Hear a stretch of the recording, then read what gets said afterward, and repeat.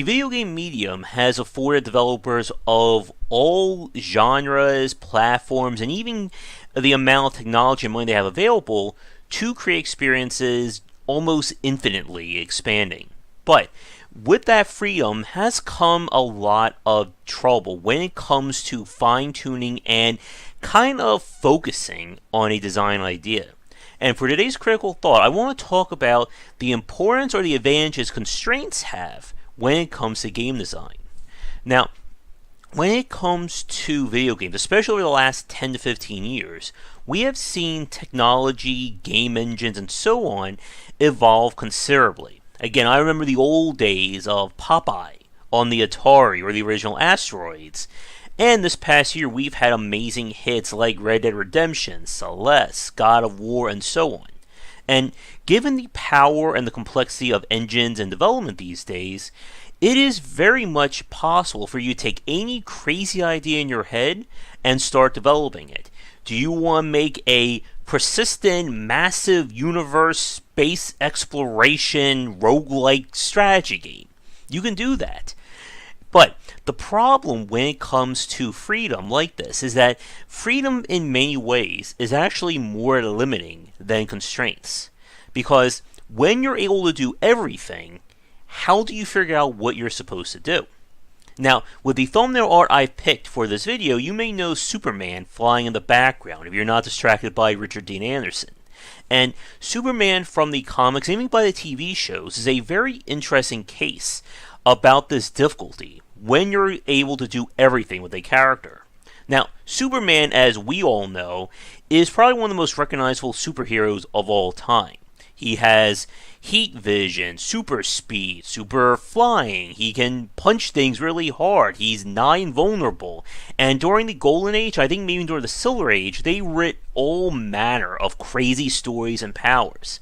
For any comic book fans, I'm just curious, has there ever been a story where like Superman fought or battled a black hole or something like that? So, with that said, Superman as a character is very much open to everything. Again, he has no limitations. However, as most comic book writers will probably agree, he is a very hard character to write around. Because when you have someone who can do everything, is invulnerable to just about everything, and can basically handle any threat you can imagine, how do you make an interesting story about it? In many ways, Superman is essentially a metaphorical Deus Ex Machina. You know, the trouble in Gotham City, just have Superman show up. If somebody is having a trouble with a villain, just have him fly down, deal with them in 3 seconds, and we're done. So many writers, or the writers who have made the best Superman stories, have had to get creative with how they define and tell these. And some of the best stories and ones I've heard people talk about are those that don't necessarily deal with Superman's amazing powers, but deal with trying to use them and trying to fix a world that you can't solve by just using super strength and super speed. And that is very hard to do, because it's basically like a natural instinct to just say, let's have Superman fight a giant monster. Let's have him fight someone who's just like him. Let's make them all grimdark, as we saw with the DC Cinematic Universe. But again, the problem is that when you have something that can do everything, trying to make something that is appealing or interesting becomes that much harder. Now, the other part of the thumbnail that I use, of course, is the background from Silent Hill 2. And the Silent Hill franchise is a very interesting case in how constraints can really help you when it comes to defining or establishing a sense of place or design with your game. For those of you who don't know the story, the original Silent Hill games had that heavy, very oppressive fog, and that wasn't a design choice or an aesthetic choice. It was basically a limitation of the game engine. The engine that Konami used couldn't render everything at the same time without causing massive slowdown problems. So what they did was build the entire town around that heavy fog, so you could only see about 5 to 10 feet in front of the player. So in this case, this technical limitation led to one of the more defining aspects of the original Silent Hill town and the original designs. So With that said, we're going to show you some game footage in a few minutes. We're going to talk a little bit more about how independent developers are making more with less and what that means when you're trying to design your game from the ground up. But first, just want to give a quick shout out to our Patreon supporters.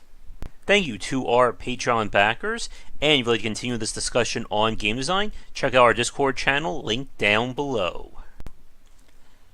This is footage of the game Odallus the Dark Call by Joy Mashers. And this is a great example, again, of a game that had to make do with a very specific constraint, but instead of that being a negative, turned that into a very well done positive. As we said in the first section, it's very easy as a game developer to just keep coming up with ideas. Just keep thinking about all these crazy things you can fit into your game. Why have 3 levels when I can make 15? Why should this be in 2D when I can make a fully 3D title? But it's very important from a design perspective and just managing your studio or your developers with understanding the difference between what you want to do and what you're able to do.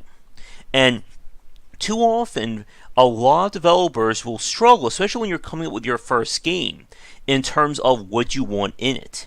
Like we've said before, that first title is usually not going to be your best game. It's very rare for someone on their very first design to build like the most or the best possible version of it. And it's important to understand, again, what you're able to do within the constraints.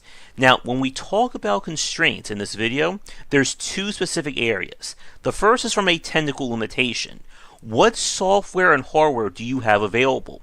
Most independent developers probably don't have access to a fully stock sound stage and professional voice actors all lining up to do readings for their games.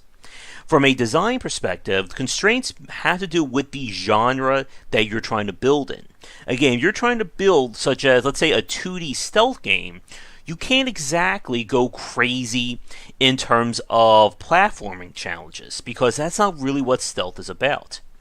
And it's important when it comes to designing your game to understand what your constraints are. And the quicker you figure them out, ultimately it's going to make it easier to design your game.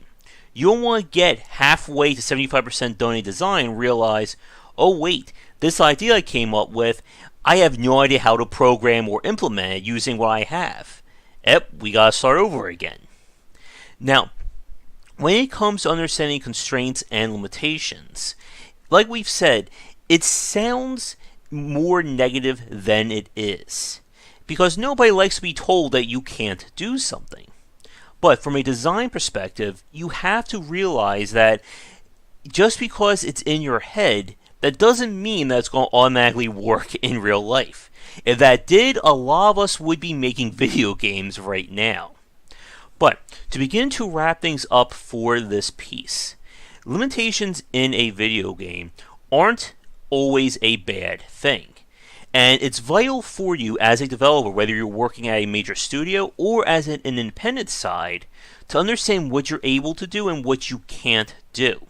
Because at the end of the day, it doesn't matter how big you dream if the game is never made. And another great example of a studio that has handled this well would be, of course, Locomolito, that we've looked at on stream several times. The developer Locomolito has basically established himself defining or designing modern retro games. They all have that 8-bit aesthetic, a chiptune soundtrack, and again, from the outside, you would think that as design has evolved, that working in 8-bit would be considered, lesser, or would be like you're really limiting yourself to that genre. But the modern retro scene, such as with Odallus right here, has really shown just how much you can do within the space, and more importantly, that there is more that you can do within it. Because, again, with the push to 3D, many developers, and especially major companies, saw this as essentially games are done, or 2D games are done. That's the past. We're going from black and white to color. But the thing is, thanks to the independent scene, we have seen some of the most amazing 2D games released over the last 10 or so years because of these limitations. Again, working in 2D is very different from working in 3D. And it's actually a part of my second book that I'm writing as well. That even though you are limited by the camera design and what you're able to put on screen, it still affords a very wide set of mechanics and designs. And that's an interesting point. 3D and first-person games are actually more limiting when it comes to platformer design than 2D. But if I talk about that, then I'm giving away a part of my book here, aren't I? But to begin to wrap things up, here are my set of questions. For any consumers or enthusiasts watching this, can you think of a game that you really enjoyed that was still very much limited? Like, did they do something different or surprising that you wouldn't see? And for any developers watching this, do you have any examples of how a limitation, whether from a design or a technical standpoint in one of your titles, actually led to you making something better or something that you didn't think about at first thought? Let me know in the comments below, but thank you so much for watching this video. Be sure to check out our Discord, Patreon, all that great stuff linked down below. And come back for daily discussions on game design here, and on Game Wisdom, where we examine the art and science of games.